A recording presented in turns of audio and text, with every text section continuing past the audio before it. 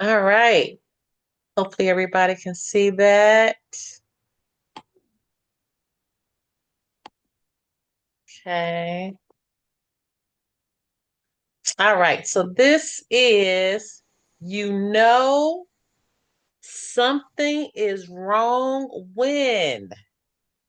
The title is already. This is an American Affidavit of Probable Cause. And this is one of the books that Anna Maria Reisinger, which we know as Judge Anna, actually wrote. Okay.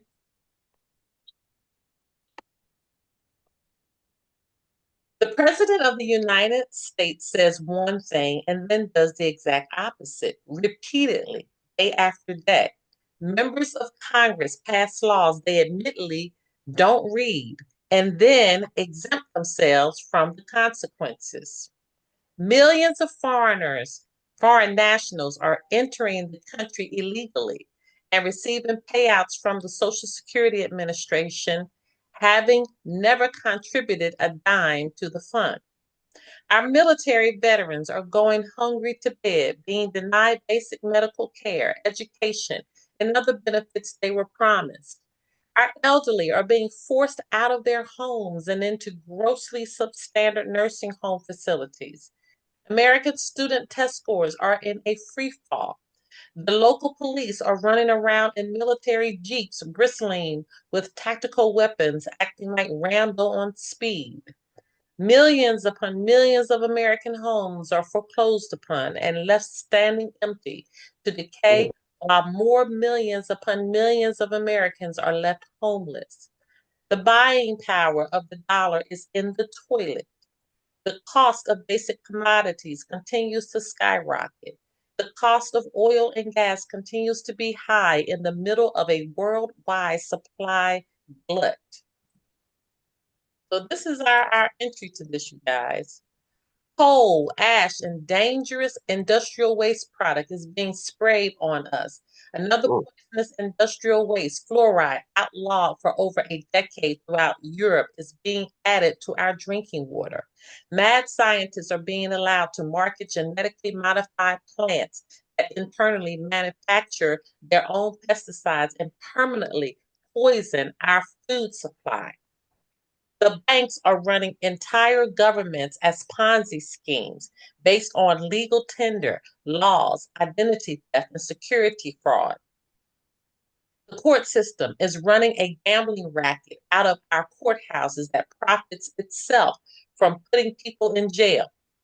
All the major news media outlets in America are owned and operated by foreigners who feed us nothing but sex and death and propaganda.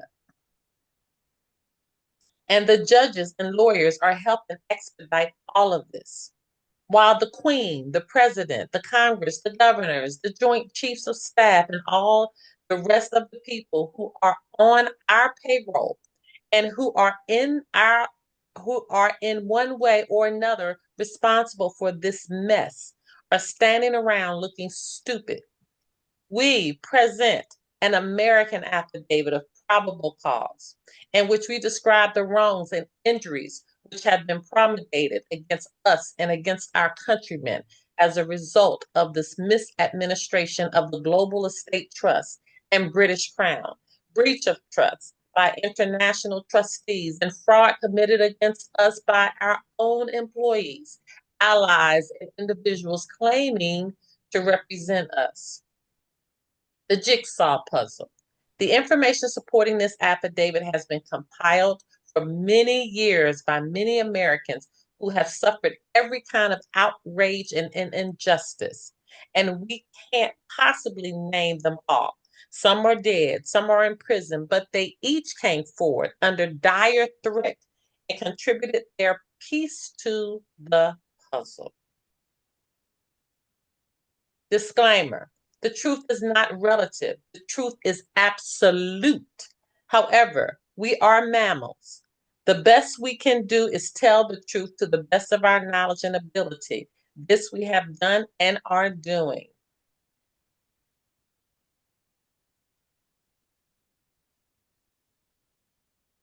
Part one: the history you don't know or think about. the trust. And we just had a deep discussion about trust earlier. Trusts are created when one party, the donor, places assets in the care of another party, the trustee for the benefit of a third party, the beneficiary. Genesis 1:26 through 28. And we should know that like the back of our hand. God, the donor, gave the earth, the asset, to Adam, the trustee, for all future generations, us, the beneficiary. We take our turns. As children, we are beneficiaries. As adults, we are trustees. As elders, we are donors. The 1302 brainstorm. Let's see God. Let's see. God gave the earth to Adam. Adam gave it to his kids. It all came down to Jesus, who gave it to Peter in his absence, who passed on the responsibility. To me, I am the global trustee. This is what Boniface the Eighth said. The global estate trust is born. The Unum Sanctum 1302 creates the world's first and largest express trust, the Boniface VIII.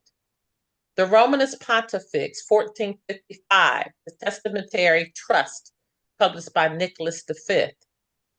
The Artini Regis 1481, Second Testamentary Trust, published by Sixtus IV. And the Convocation 1537, Third Testamentary Trust, published by Paul III. The trust includes the air jurisdiction, living and dead souls, spirits, angels, demons, ideas, global in nature, are controlled by the Pope and his appointees. The sea jurisdiction, that we also know as water, the vessels, mariners, sailors, merchants, creatures of the sea, international in nature, are controlled by British monarchs. And the land jurisdiction, all resources of the land, including people, animals, plants, and minerals, are national in nature and are controlled by the Spanish Queen, if there is one. The law forms. Each jurisdiction has its own law forms. The jurisdictions of the air has only 3 real laws. 1, keep the peace. 2, do unto others as you would have them do unto you. And 3, so long as it does not take away another's freedom, life, property, or do others such harm, do what you like and let others enjoy their free will too. Free will too. Okay, I want to go back up because I want to talk about these jurisdictions for a minute. Now, one thing that we know is that we're very, very clear on the land jurisdiction. Now, here it talks about a Spanish king, if there is one. We know that there were civilizations here before anybody state that they found anything. Some people will date it back to a Moorish civilization. There were Moorish Haitians, Moorish Asians, Moorish. They put Moorish in front of all type of nationalities because they state that the Moorish civilization was already in place, and it has been proven through treaties. Okay. So here we talk about the land jurisdiction, and they say to talk about a Spanish king. That statement and that put there is really confusing to me because we know who was here from what history shows us, and we know from the biblical text that God gave dominion over the land to the natural man and the natural woman. So what she is talking about here is how these entities, okay, came in and they took control. They were not given the control by God. They took it. Nobody gave the Pope control over the air. Nobody gave the British king or the monarch control over the sea or the water. Okay. And nobody gave a Spanish king control over the land. The Moorish civilization were living out the decrees on how it should have been. And they say from Allah. Okay, so that's where Allah comes. We've heard Yah, heard a couple different. It depends on who you're talking to, because I've heard a couple different names, but I think it all goes back to the word Allah or the name Allah. There's also the law of the land and the law of the sea. National law of the land, Americans fly the civil flag with vertical stripes. Law of the sea, United States fly the war flag with horizontal stripes. So if you remember at the inauguration, Trump had behind him the vertical stripes. Okay. Public law, common law, Geneva Conventions, Constitution, Mosaic law, and then it goes on and on and on. The trust operates by providing services, postal services via postal districts and post offices, legal services and standard via bar associations, banking services and standards via banking associations, domestic political services, medical and welfare services, insurance services, defense and treaty alliance services. What I want you all to pull out here is that this trust is operating in a way that these people are providing services because they are our employees.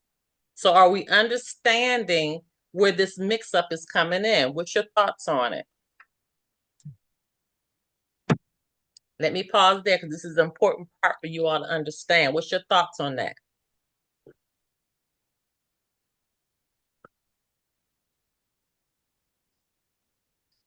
I'm wondering, they're operating these things through a trust. Right, but the trust is for what? It's for us, right? It's to provide us services. Correct. And they're not doing that. So I'm wanting you all to identify where this mix-up is happening now.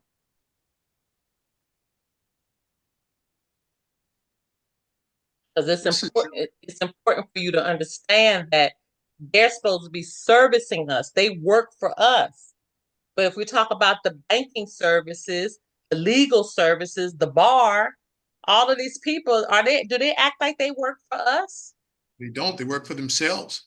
Exactly. They act like we work for them. There you go. So now you see when it's time for you to defend yourself, you have to put them in their proper place. I don't listen. You work for me. If you were voted into something, you were voted in by the people. Okay. Or you might be a member of the United States Corporation, of which I am not. Okay. So you got to begin to really begin to know how to decipher that. So all this and more was being accomplished by the Global Estate Trust more than 200 years before the American Revolution. Rome is the headquarters of the Vatican. The trust is the largest corporate conglomerate and interlocking trust directorate on earth, with 4 administrative hubs operated as independent international city-states. This trust operates out of the Vatican, Westminster, Washington, D.C., and the United Nations. The inner city of London, also known as Westminster, operates legal and banking services. The Washington, D.C. municipality operates defense services. The United Nations provides trade, treaty, and negotiation services for members. These independent city-states together create the empire of the city, but it is really the empire of the Global Estate Trust. And we are all part of it, like it or not, for the past 700 years. The Global Estate Trust comes to America 1492 to 1776. Let me pause here because it is important for you to know what was going on before 1492, because there was a very rich history before 1492. But we're going to go with what they had, and we're going to pick it up at 1492. But on your own personal time, do your own research. Private investment for public advancement, the king, the crown, the investors. The dance of the public and private begins. During these years, large commercial investment companies formed under Royal Privilege Corporation throughout England for the purpose of developing the land and resources of the North American continent. So eager were English investors for new opportunities that the Crown, not the monarch's investment company, had to establish investment districts throughout England and assign colonial territories for investors for each district in England to fund. Thus, we had the Virginia Company and the New England Company, and various other investment companies drawing in private investment money for designated locales in England to back colonization of the New World. Most early investors were buoyed by the hope that gold would be found in North America, similar to the discoveries made by the Spanish in South America. French investment companies under the French monarchy also staked out claims and formed trading companies. Aside from hopes of finding gold, these commodity trading companies focused on development and natural resources, fish, timber, mining, and agriculture to begin with. The colonists came as members of the military, as wealthy adventurers, and most commonly as bond servants, and ventured to serve their commercial sponsors for a period of years in return for their transportation, tools, food, and other goods needed to settle the land. Sounds like slavery to me. Each trading company depended on a charter for their monarch, and each monarch depended on land claims made in their behalf by the commercial companies and military missions. For the better part of 2 centuries, England, France, and Spain fought over and claimed chunks of North and South America, but the basic premise of public military power extended in support of private commercial interests remained the same. This same arrangement continues unabated to the present day.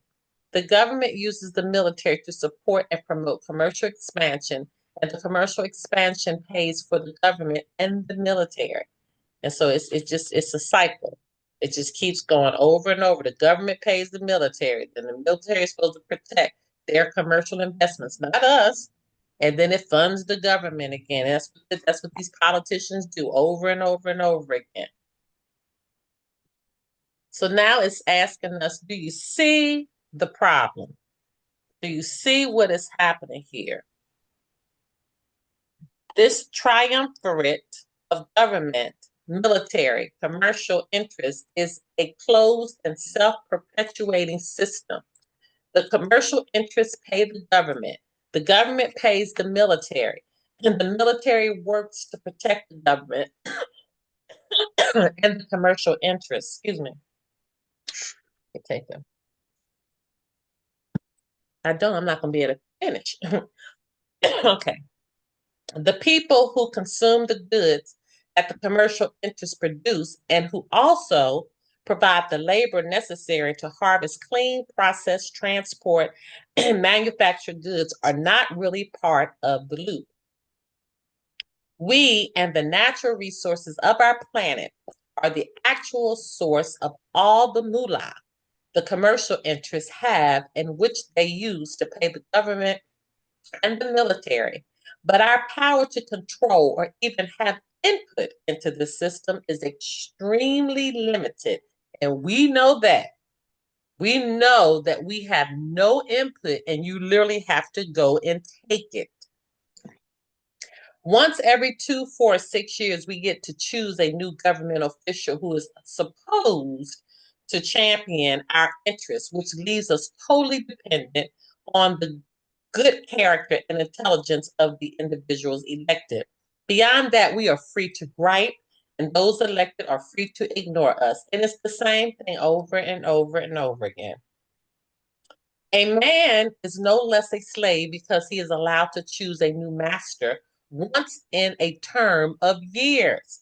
So when you're a United States citizen, you literally are choosing a master. Who is your new master going to be over you and hovering over you? Because a United States citizen is property. Lysander Spooner said that. The horns of our dilemma. With less than 30% of the people voting in the general election, there is no consensus supporting the current political regime in Washington, D.C. Even among those who do continue to participate in the electoral process, there is no unity and a great deal of discontent. Millions of Americans have simply voted with their feet.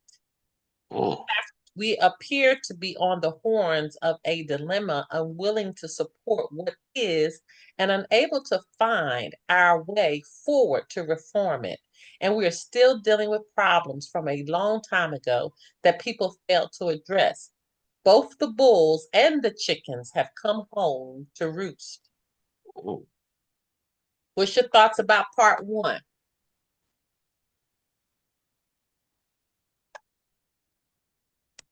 Talk to me. Talk to me. My thought is that it's addressing what happened and how we got into this mess. Mm-hmm. Mm-hmm. And is it putting things in perspective of as far as who, I always say this, who you are, right? And understanding the position that we really should be taking and the position that we are not taking, right? Part two, Because we don't know. because we don't know. Exactly. They've dumbed us down to not know. The colonial period, the first big lie. All right, we ready? Now, step back in time to the early 1600s. Now, mark my word. Remember, I told you there was a very rich history way before that. And it's important that you learn it. But for what we're doing and trying to free ourselves from this enemy, okay, we need to learn their BS, so to speak. Okay. I claim this land in the name of King James the First. The colonists pretended that the land was vacant and open to claim. They discounted the Indians because they weren't Christian. And we know that, then to think about it, we know there's no such thing as an Indian. Indians are those that are from India, the country of India. Okay, so we have to begin to even understand these words that they're using. Native American simply means you are a native of America. Think about the words. When we say Native American, we're thinking with the feather and all of that. No, think what the word is saying. The native of America. So I am a Pennsylvanian. I am a Native American. That's what that means. The second big lie. Later, the colonists tried to buy the land from the Indians who told them that they didn't own the land. The land owned the people. The land owned the people. Lord have mercy. The colonists ignored this and forced the Indians to accept gifts as payment and concocted contracts of sale based on this practice. So what did they do? They tricked them. Okay? They tricked them and they created a what? A contract. That's why I'm telling you, we have to begin. And I'm working on a book right now. I was about to tell y'all the name of it, but it deals with knowing how to break these contracts. Because when I was in real estate, and when I was a real estate broker, and I had all those companies in all those different states, and I was a real estate instructor, that's mostly what I had to learn. And what I had to be able to decipher was contracts, trying to understand who was right and who was wrong based on the contract. And so that's all they deal in is contracts. And we have to learn how to break them and how to come out of them and how to decipher if it really was a contract or not. So when you think about it, the Indians had it right. This and every other nation you can think of is founded on lies and false claims. Buying and selling and taxing land is a con game in which we buy back the right to enjoy assets that were already given to us. Genesis 1:26-28. Those in the middle of the trustees are cheating us and enriching themselves, whether it is the Pope, the King of Spain, or the state of Ohio. So you'll think about everybody who's being deported, right? All of these deportations we have that's going on right now. How in the world can anyone be illegal on stolen land. How can you be illegal on land that was stolen? Do you see how we have so much mess and layers and layers and layers of this? Because the Indians continued their efforts to bring this fraud to everyone else's attention, they were deemed enemies of the crown and subjected to physical and cultural genocide for 400 years. Just like today, if we bring up anything against the government or against what they say or how they behave, in the beginning, what would they do? They would kill us. They would lock us up. Now things are getting better now. We have to receive listen the punishments like we were doing before when we stood our ground because people are starting to wake up. And we're just now turning that corner. Men, women, and children, they died to bring us this basic truth. They were killed because they knew and spoke this truth in your behalf, on your behalf as well as their own. The trust again. Native Americans had their own vision of the trust. In their view, it was simple and obvious. The trust is sacred and belongs equally to all people. The trust requires our gratitude. We cannot take without giving. The trust requires caretaking. This generation cannot destroy what is owed to the next. It is every adult's duty to hand over the trust in the same or better condition than he received it. Anyone who wastes resources or pollutes the world is viewed like a 2-year-old with a hammer, too ignorant to know better, dangerous, and needing guidance and discipline.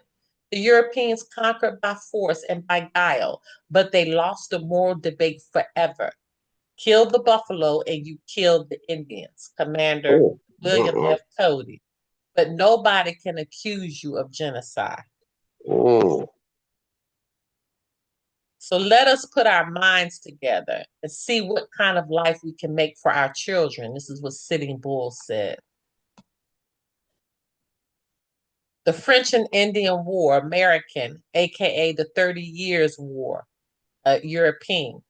We can't call it the 30 Years' War in America because that would admit that the French and Indian War was an extension of the 30 Years' War in Europe, which would admit that it was all Britain and France's fault that such a war existed.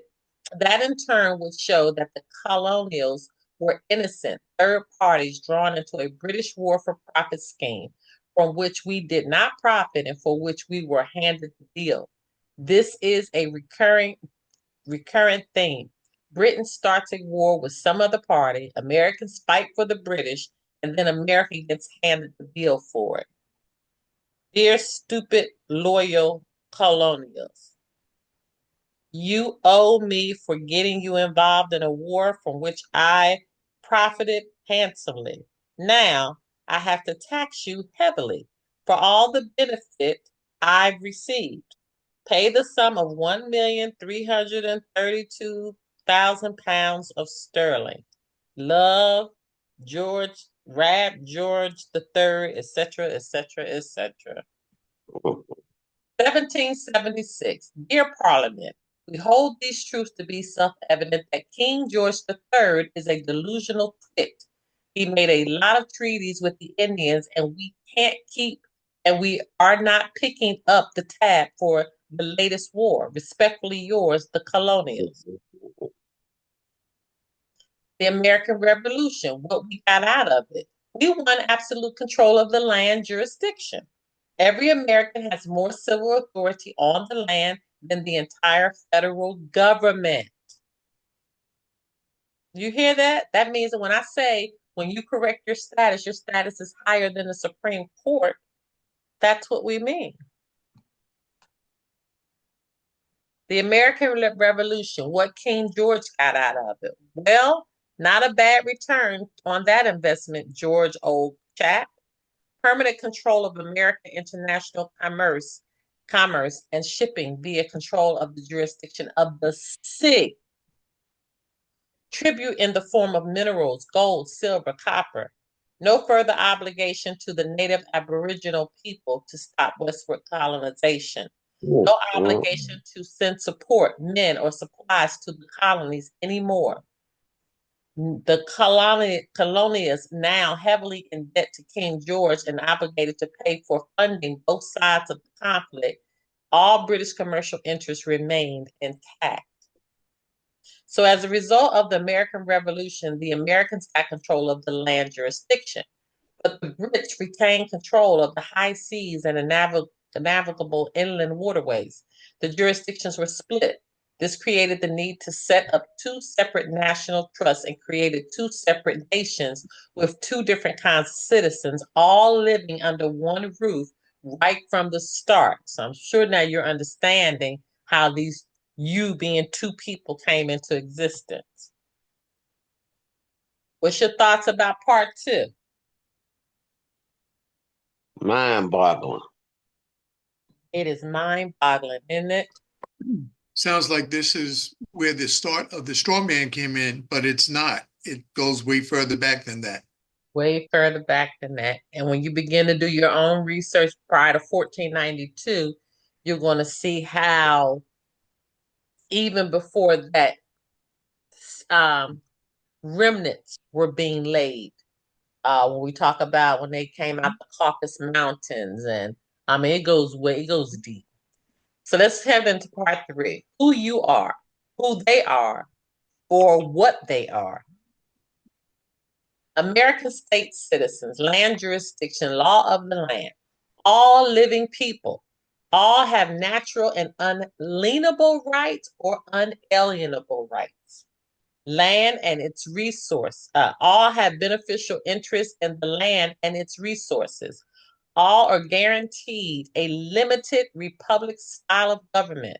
All are protected by national trust, indentures, international treaties, and commercial agreements. All have more civil authority on the land than the entire federal government. Y'all got to understand that. All have more civil authority on the land than the entire federal government. Have been at peace since 1865. Inhabit the land of their states. For example, Ohio State is inhabited by Ohioans. Fly the civil flag of the United States of America major. Now, what is a United States citizen? See jurisdiction law of the SIG. Tories and internationalists can be living born in federal enclaves or corporations, have only civil rights, which are privileges granted by Congress, accept any kind of government, including an oligarchy and legislative democracy. And think about it, the word democracy comes out from the word demon. Regard the Constitution for the United States of America as an equity contract only. Okay? No civil authority on the land. That's why when you go in the courts, they tell you and dictate to you what to do. They own you. Have been at constant war since 1860. Merely reside on the land of the American states. Fly the Stars and Stripes war flag of the United States. Wow. And as of 1868, another class of United States citizen was added. The U.S. citizen was added. The United States citizen. The U.S. corporate citizen. Debt slave. These citizens are debt slaves and have no rights, no legal standing, and are enslaved by perpetual debt.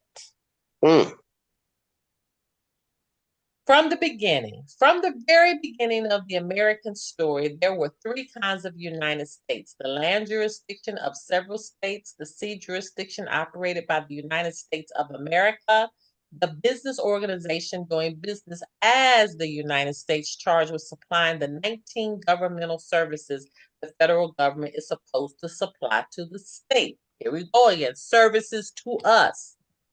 It should not surprise us that there have always been three kinds of citizenship potentially involved: The land jurisdiction allows only one kind of citizenship, state citizenship.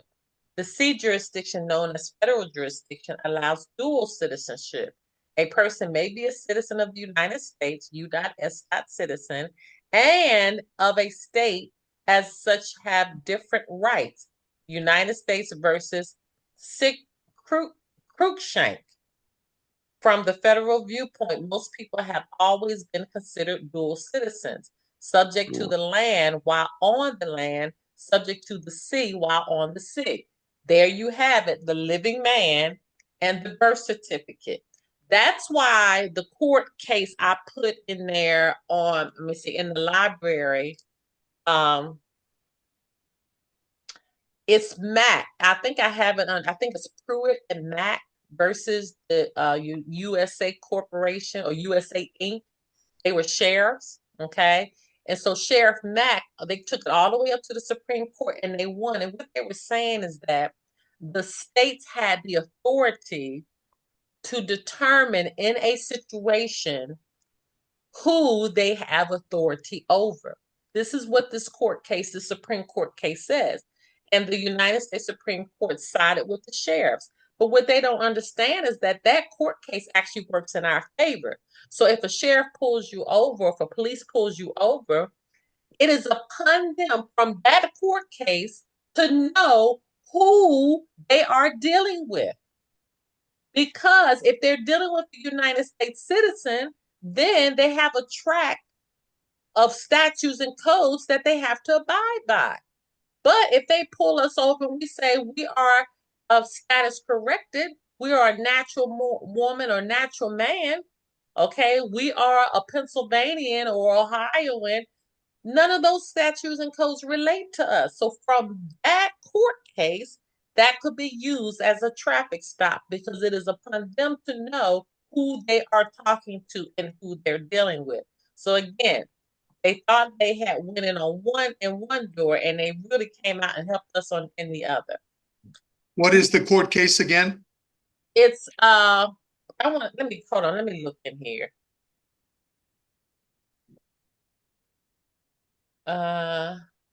Give me 1 second. I'm gonna pull it up.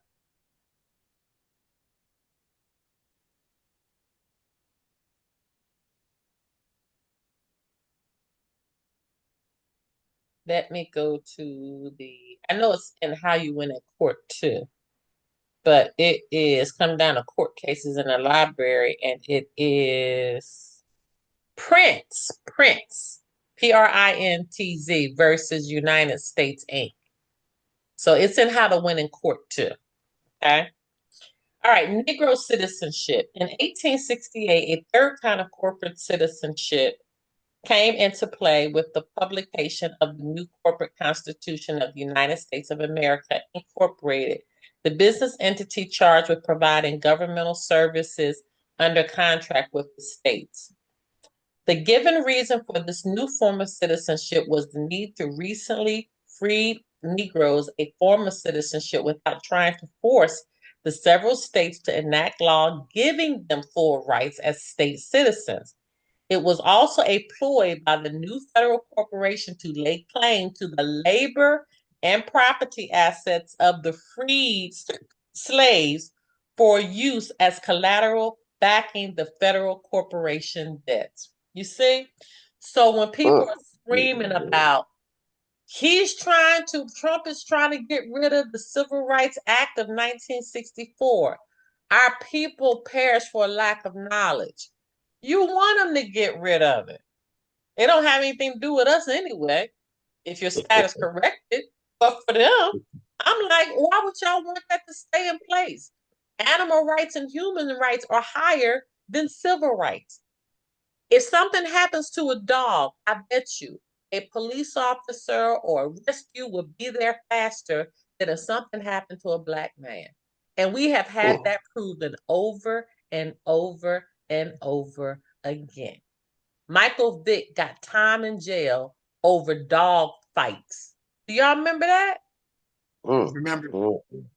And what's the police officer that put the knee in the neck? What's his name? And didn't hardly get any time. So you see what I'm saying? That man died. When the one that said, I can't breathe, I can't breathe, I can't remember his name. So I'm just showing you. Michael Vick went to jail for years over that dog thing. Okay, Hale versus Hinkle tails off. A landmark case regarding citizenship in general was decided in Hale versus Hinkle. The individual state citizen may stand upon his constitutional rights as a citizen. He is entitled to carry on his private business in his own way. His power to contract is unlimited. He owes no duty to the state or to his neighbors to divulge his business or to open his doors to an investigation so far as it may tend to incriminate him.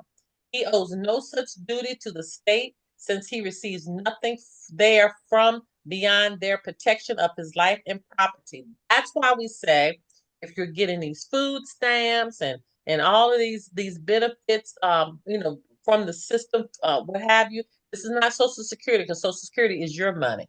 But these benefits, that's why we're saying if you're getting benefits on that system, you can't become status corrected. Okay. You have to decide. You can't serve two masters. That's where that scripture comes in. You can't serve two masters. Okay, where am I? His rights are such as existed by the law of the land long antecedent to the organization of the state and can only be taken from him by civil due process of law and in accordance with the Constitution. Among his rights are a refusal to incriminate himself and the immunity of himself and his property from arrest or seizure except under a warrant of law. He owes nothing to the public so as he does not trespass upon their rights. That's why Chris won that court case against the state of Texas and the FBI because nobody's rights were trespassed upon. There was no harm brought to anybody. Nobody's property. It was a victimless crime. The court further declared in Hale versus Hinkle regarding United States citizen, which includes all corporate citizens. Upon the other hand, the corporation is a creature of the state. It is presumed to be incorporated for the benefit of the public. It receives certain special privileges and franchises and holds them subject to the laws of the state and the limitations of its charter. Its powers are limited by law. It can make no contract not authorized by its charter. Its right to act as a corporation are only preserved to it so long as it obeys the laws of its creation. There is a reserved right in the legislator to investigate its contracts and find out whether it has exceeded its powers. It would be a strange anomaly to hold that a state having chartered a corporation to make use of certain franchises could not in the exercise of its sovereignty inquire how these franchises have been employed and whether they have been abused and demand the production of the corporate books and papers for that purpose. The private civilian state citizen has vastly different status than any federal United States citizen, especially corporate citizens. Help, tax bill. See, you got to decide who you are because it's going to decide how you handle that. Let me see how far I have. And then, Sherry. yes. Hi, ma'am. It's Shiloh. I was just wanted you to look back in retrospect. You said there were some amenities that we couldn't receive if we to do status corrections. Could you elaborate and expound upon that a little more? Yeah, well, yeah, it's very simple. Just anything that is dependent on that system to live. Right, So, like even as well as Social Security too. No, Social Security, that's your money. Right. Well, what those amenities, the other ones? Could you give an example of what you was conversing about? Food stamps. Oh, okay. Yeah. Section 8. Okay. That kind of stuff. Yes, ma'am. Thank you. You're welcome. More judges spill the beans. The individual, unlike the corporation, cannot be taxed for their mere privilege of existing. The corporation is an artificial entity which owes its existence and charter powers to the state. But the individual's right to live and own property are natural rights for the enjoyment of which an excise cannot be imposed. Oregon Supreme Court. A mere statement of this fact may not seem very significant. Corporations, after all, are not supposed to exercise the governmental powers with which the Bill of Rights was concerned. But this has been radically changed by the emergence of the public-private state. Today, private institutions do exercise governmental power more indeed than government itself.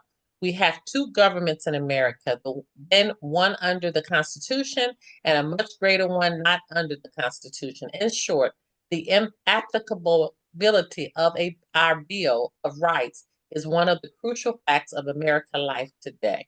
And that's Chief Judge Fox.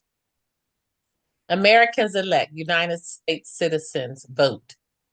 Per the 14th Amendment of the Corporate Constitution, and you know the 14th Amendment was never ratified, that means that it was never made to be law or a statute or code. The 14th Amendment to the Corporate Constitution, only federal citizens can vote in federal elections. Registration as a voter is your consent to function as a federal citizen subject to the whims of Congress. Moreover, according to the Lieber Code 1863, which is still in force and effect for all federal citizens and which constitutes the martial law that these citizens still live under. All laws are suspended except the Lieber Code itself. So if you ever go into court and something is against you, the only thing you have to prove is that I'm not a 14th United States citizen. I am not a 14th Amendment citizen. Case closed. I know somebody who literally just did that for a traffic court. And he was like, I'm not a 14th United States citizen. He had a status correction papers. The judge didn't want to deal with it, just dismissed the case. The United States citizens have been kept in a constant state of war and subject to martial law for 150 years. Martial law is, again, going back to Martian, Marina, okay, going back to the water. Red alert, American civilians are protected persons, and American state citizens are owed all the protections of the Geneva Convention Protocols of 1949. Article 3 of those conventions makes it a capital crime, death penalty, to change the citizenship status of an American state citizen to that of a United States citizen. But the perpetrators of this vast fraud scheme have nonetheless contrived to do this via redefinition of living people and their property assets as estates. That is, corporate entities which fall within the international jurisdiction of the sea and which can be attacked at will. That's why you have to begin to stress to them who you are. Pulling people from the land and air jurisdictions into the jurisdiction of the sea is known as press ganging, and it has been outlawed for 200 years. When the sea jurisdiction laps onto the land, it is called inland piracy. That's outlawed too. When people of the land jurisdiction are forced to donate the fruits of their labor against their will, it is known as peonage and enslavement, also outlawed. 3 citizenships and 3 different forms of United States. There's the continental United States, composed of now 50 geographical defined states and their living inhabitants. Each state is a sovereign nation with jurisdiction of the air, land, and sea associated with it. Those born within the borders of these states are American state citizens by birthright, having all the guarantees of the Constitution and all their natural rights intact. For example, you must be a birthright citizen of Ohio State, which is a constitutional republic. Under the doctrine of checks and balances, these states retain control of the land jurisdiction and are supposed to protect their citizenry and resources against encroachment by the federal government. 2, there's the federal United States, composed of 50 federal states, which are inchoate, meaning that they exist in our minds and on paper. but not in physical reality, plus 7 physical states more often thought of as federal territories and possessions. This makes a total of 57 federal states. They are inhabited by United States citizens. All the people born on Guam, Puerto Rico, and other insular states, plus federal civilian and military employees, African Americans, political asylum seekers, and welfare recipients. The United States is a democracy operated in the international jurisdiction of the sea. So you see how they brought in all of those categories, the employees of the federal civilian, African Americans. That's what I'm trying to tell you. When we're talking about, what's that, Black Lives Matter and the Civil Rights Acts and all of that, they don't understand. They don't understand that is pulling them in even more. To me, every person of color should get their status corrected. They have no idea who they are. 3, finally, there's the corporate United States composed of 185,000 corporations and approximately 300 million corporate United States citizens. That's the birth certificate. This behemoth is composed entirely of legal fiction entities, C Corps, S Corps, nonprofits, NGOs, foundations, trusts, LLCs, cooperatives, public utilities, and so on. All these entities, including states, like the state of Florida, are operated in the international jurisdiction of the sea too. This United States is operated under plenary law of Washington, D.C. municipality, an international city-state run by the Congress as an oligarchy.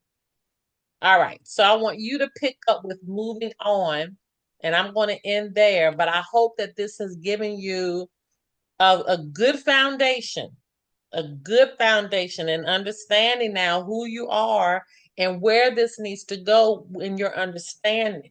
Because I don't care what you do to begin to defend yourself, you're going to be able to do it, okay? Because it was a fraudulent contract. What's your thoughts before we end? Well, I think that I've been thinking about it. I notice how a lot of the Black people, when they get arrested for the same thing as non-Black people, go to jail. And we are so much higher percentage of the jail population. And what I believe they have done, what I know they've done, is they have legalized slavery. And where they arrest the Black people, and of course they put them to work in corporations for little and no money. And that's the new slavery that exists in this country. They never meant to free us. It's right there in the papers that you read, that they had a citizenship that was not an equal citizenship, or basically a second-class citizenship to every other race. And we began to promote it with Black power. I'm Black and I'm proud. They begin to brainwash us, and not knowing that your status is lower than an animal. Every Black person should get their status corrected. Every Black person. When we won our freedom, we actually got the same freedoms and privileges as the King of England. We just don't know it. Don't know it. My people. So for lack of knowledge. They hurried up and got us in all this brainwashing because they didn't want us to know who we were and who we are. That's right. Let's go one step further.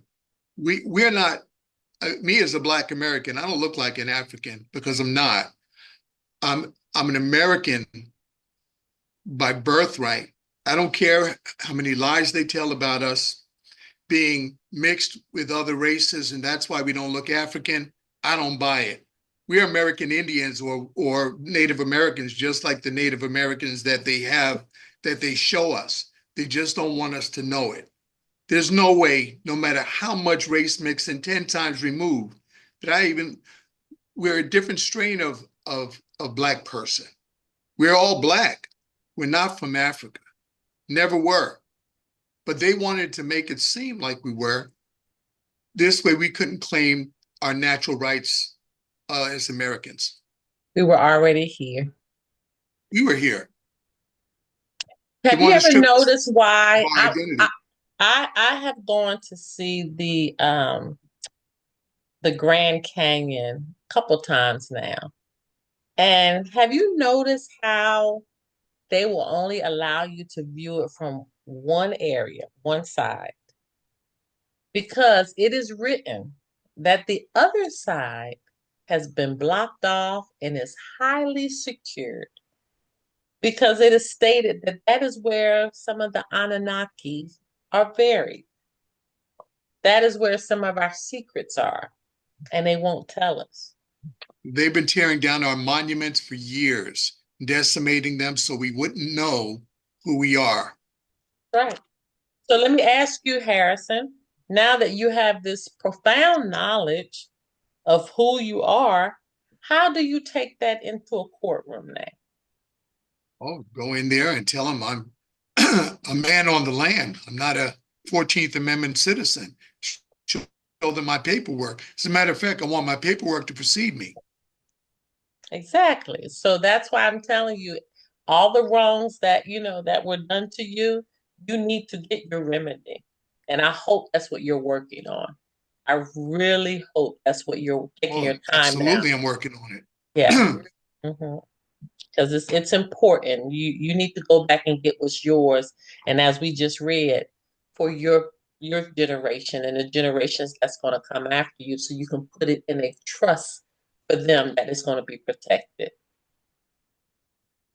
That's right. All Most right. definitely. Most definitely. Okay. Anybody else or any more comments?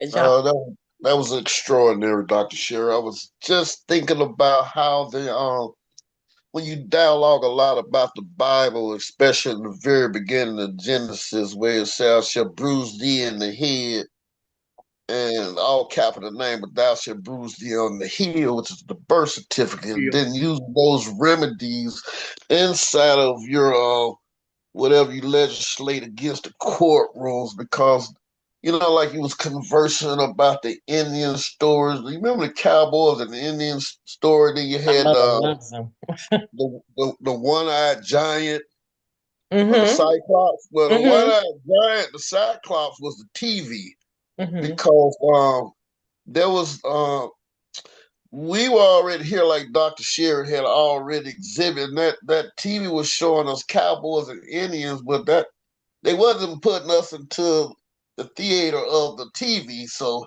the editors out there, then like you were conversing, I guess you're gonna dialogue about it a little later on about the ancient civilization prior to that, because the buildings were already here in America. And they don't converse about that, but I try not to get off a wrong tangent because. So what I want y'all to do, and I think I had mentioned in one of my classes, but I want you to go and I want you to look up this guy on YouTube. It's called My Lunch Break. Okay. And so when you talk about the buildings, and it starts off real slow now. It starts off real slow because he literally is just taking his lunch break and just asking questions about things that he's seeing, right? So it starts off really just very, very innocently. He literally just takes his lunch break and he just asks questions about statues and buildings. But when you get around 13, 14, when you get around those episodes, he starts to get angry because he begins to realize there's no way we could have made this. And how could they have made that? And where did this come from? I mean, he starts to get angry because he starts to put two and two together that, wait a minute, that somebody's made a fool out of us. So it's just, I want y'all to watch it. I mean, in your spare time, just, and they're real short episodes, but as he begins to understand, the episodes get longer and longer, and he begins to take it seriously because he begins to realize, wait a minute, we've been taken advantage of here, and we've been lied to. Yeah, I've So, been watching that episode a little bit. oh, You have know, you? Mm-hmm. but I like to hear other people's take on it so I could glean more pertinent information. Like, Washington D.C. was called Norumbega, the lost city of gold, and Mm-hmm. I heard they stripped all the gold off of it. And like, you remember they used to have the World Fairs. Yes, Well, those yes. cities were dressed in gleaming in gold and all type of precious jewelry. I heard like they took all that off, so we're just seeing just the outside remnants of it. Right. And And I World think War, I think he uh even talks about those world fairs too. yeah, Mhm. right. Yeah. So, Well, well, thank you. okay, you guys. I think you've been positioned now. So this recording will be in the book club, and All right. tomorrow I will put our next book for next month in there, and a copy of the book is already there, so you all can pick up where we left off. Okay. Good All night. right. Okay, you guys. Until next time. Bye bye.